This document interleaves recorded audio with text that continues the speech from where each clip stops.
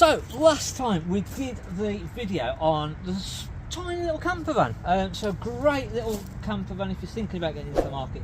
These are great, but we'd said there was a massive issue. Now, a lot of the camper vans that are out there that are like this, if they've not been a professional conversion, and when I say professional conversion, I don't just mean that it looks really fancy, nice like this, and this is a brand spanking new conversion. Now, the one big issue with this is actually safety. So a lot of the conversions like this haven't had the gas conversions done properly, or if they have sort of got the gas in there and it's sort of been done properly, or they think that it's been done properly, it actually hasn't. From our appliances all the way back to wherever our regulator is, it needs to be proper copper piping.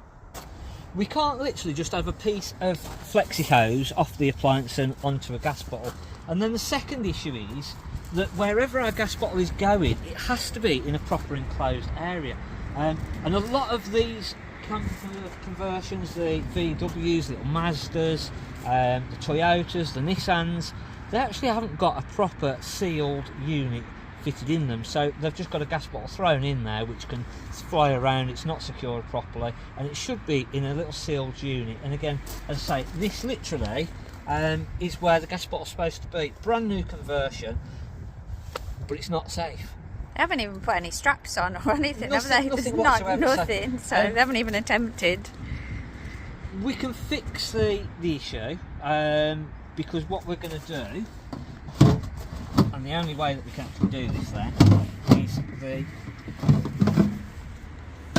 wastewater's got to be changed, the location of the fresh water's got to be changed, and then we've got to put a steel box in here, a proper sealed unit that will go into here, and then our gas bottle can actually fit in to the sealed unit properly. We can then connect it up, we can then put our locker back onto there, and we've got a proper safe place for the gas bottle to go. So once we've fitted the proper gas box into here, problem solved.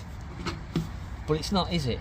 Because it also now creates another problem, because our wastewater now also needs to be changed. So hopefully, if you're thinking about going for a little camper like this, a little camper conversion, our video's helped you. If it has, hit the subscribe button, hit the like button, drop us a comment if there's anything that we've missed or you've got any other ideas for us. Let us know in the comments, because it all helps. So thanks for watching on Mark at the Caravan Place.